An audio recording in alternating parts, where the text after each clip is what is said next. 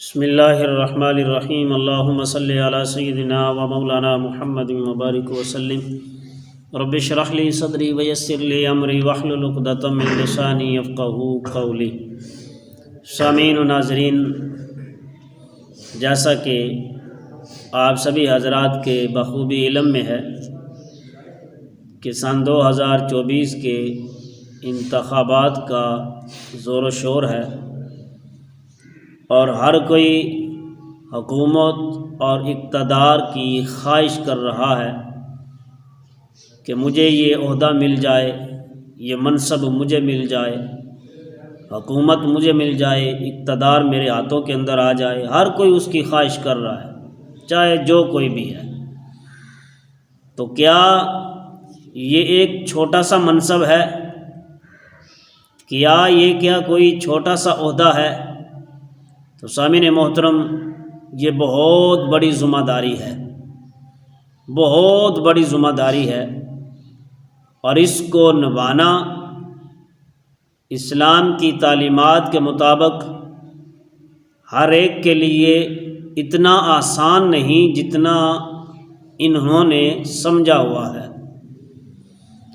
حضرت سیدنا ابو بکر صدیق رضی اللہ تعالی عنہ، آپ کا جو خطبہ مبارک ہے، اگر وہ ہم سماعت کر لیں تو پھر پتہ چلتا ہے کہ یہ کتنا بڑا منصب ہے اور کتنا بڑا عہدہ ہے۔ خلیفہ اول، خلیفہ بلا فصل حضرت سیدنا ابو بکر صدیق رضی اللہ تعالی عنہ جب خلیفہ منتخب ہوئے، آپ کو خلیفہ بنایا گیا اور مسند پر آپ جب بیٹھے تو آپ کا خطبہ مبارک یہ ہے کہ واللہ ما کنت حریصا علی العمارۃ یوما ولا لیلۃ قط، لوگوں خدا کی قسم مجھے کبھی کسی بھی دن زندگی میں کبھی یہ خواہش نہ تھی کہ مجھے اقتدار کی حکومت مل جائے اور مجھے خلیفہ بنایا جائے۔ خلافت کی کبھی میں نے خواہش نہ کی تھی۔ لفظ حریص اگر اس کو سمجھ لیا جائے تو یہ بہت بڑا جملہ ہے کہ مجھے کوئی ہرس نہ تھی، کوئی لالچ نہ تھی، مجھے اتنی بڑی ذمہ داری سونپ دی گئی۔ حضرت سیدنا ابو بکر صدیق رضی اللہ تعالی عنہم و ارضا، آپ فرماتے ہیں کہ مجھے اتنی بڑی ذمہ داری سونپ دی گئی کہ اللہ کی مدد کے بغیر اسے پورا کرنا میرے بس کی بات نہیں ہے، کہ جب تک اللہ تعالیٰ کی مدد شامل حال نہ ہو، ابو بکر صدیق رضی اللہ تعالی عنہ اس کام کو بغیر اللہ کی مدد کے کبھی پورا نہیں کر سکتے۔ اور جب یہ جملے حضرت سیدنا ابو بکر صدیق رضی اللہ تعالی عنہ ارشاد فرما رہے تھے، حضرت علی رضی اللہ تعالی عنہ کے پاس تھے، آپ فرمانے لگے ابو بکر آپ کیوں پریشان ہوتے ہیں؟ آپ تو وہ ہیں کہ جن کو اللہ کے نبی جناب محمد الرسول اللہ صلی اللہ تعالی علیہ وآلہ وسلم نے اپنی زہری حیات طیبات میں آپ نے ابو بکر تمہیں حضور نے مصلح عطا فرمایا اور اس منصب اور اس عہدے پر فیض یاب کیا رسول اللہ صلی اللہ تعالی وسلم نے اپنی ظاہری زندگی مبارک کے اندر، تو آپ کیوں پریشان ہوتے ہیں؟ تو آپ کو سرکار دو عالم صلی اللہ تعالی علیہ وآلہ وسلم نے یہ اعزاز عطا فرمایا اپنی ظاہری زندگی حیات طیبات کے اندر، اور آپ تو وہ ہیں کہ جس کو علی نے بھی اپنا امام مانا ہے۔ تو سامعین محترم، سب حضرات کی توجہ کا طالب ہوں کہ صدیق اکبر رضی اللہ تعالی عنہ جن کو حضور نے اپنے مصلح پر بٹھایا، کھڑا کیا، وہ فرما رہے ہیں کہ میں اس عہدے پر بیٹھ کر اور اس وقت تک صحیح معنوں کے اندر اس کا حق ادا نہیں کر سکتا جب تک اللہ کی مدد حاصل نہ ہو۔ تو توجہ طلب بات یہ ہے کہ جس سیاست کو ہمارے ملک کے ملک میں لوٹ مار اور مفاد پرستی کا نام دے کر بدنام کیا گیا۔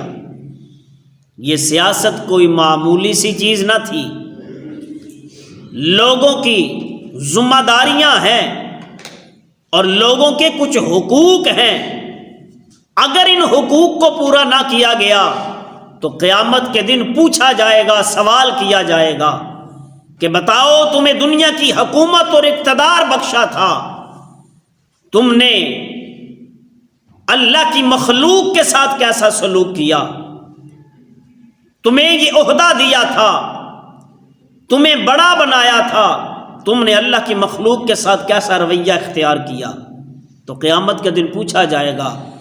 تو سیاست اس طرح ہونی چاہیے کہ قرآن پر بھی عمل ہو، مصطفیٰ کے فرمان پر بھی عمل ہو، حقوق اللہ بھی ادا ہوتے رہیں، حقوق العباد پر بھی پورا اترا جائے۔ تو یہ ہے اللہ کی مدد۔ اگر مسلمانوں کا حق کو ضائع کیا، مسلمان کے حق کو کھایا اور ان کے ساتھ انصاف نہ کیا تو قیامت کے دن پوچھا جائے گا، پکڑ ہوگی۔ اللہ اکبر کبیرہ، حمدن طیبا کثیرا۔ سرکار دو عالم صلی اللہ تعالی علیہ وآلہ وسلم نے فرمایا سیاست کرنا کوئی بری چیز نہیں ہے۔ سیاست سرکار فرماتے ہیں بنی اسرائیل کے جو انبیاء تھے وہ سیاست کرتے تھے، اور بنی اسرائیل کے انبیاء کی سیاست کرنا سنت ہے۔ بنی اسرائیل کے انبیاء کی سیاست کرنا سنت ہے، اگرچہ اس حکومت اور اقتدار کو سامنے رکھا جائے تو قرآن و سنت کے مطابق اس کے اصولوں پر عمل کیا جائے تو صاحب قیامت کے دن بندہ کامیاب ہو جائے گا۔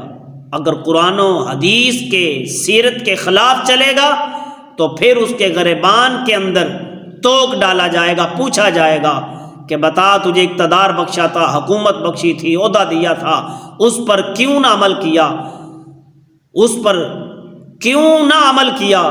تو قیامت کے دن پوچھ ہوگی۔ انما امرہ اذا اراد شیئا، یہ میرے اللہ کا فیصلہ ہے، اللہ جس چیز کا ارادہ فرما لیتا ہے وہ ہو جاتا ہے، پوچھا جائے گا۔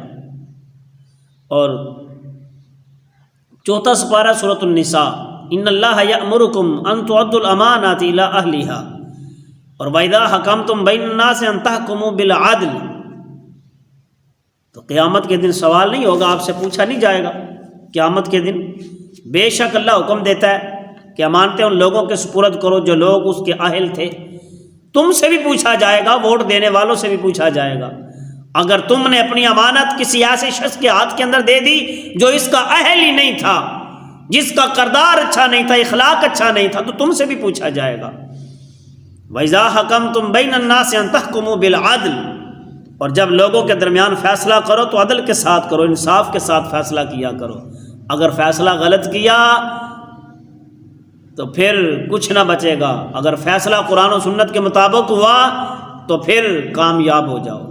اللہ تعالیٰ کی بارگاہ میں دعا، اللہ تعالیٰ ہم کو دین حق پر استقامت عطا فرمائے اور صحیح معنوں کے اندر دیکھ کر پرچار کر کے اپنی امانت اس کے ہاتھ کے اندر دیں جو اس کا قائل ہے، جو اس عہدے پر رہ کر صحیح فیصلے کرے، لوگوں کے حقوق کو پامال نہ کرے، اور اس کے ہاتھ کے اندر اس اپنا ووٹ کو اس کے ہاتھ کے اندر دیں جو لوگوں کی حق تلفی نہ کرے۔ دعا کرو اللہ تعالی ہم کو دین حق کی بھی سمجھ عطا فرمائے۔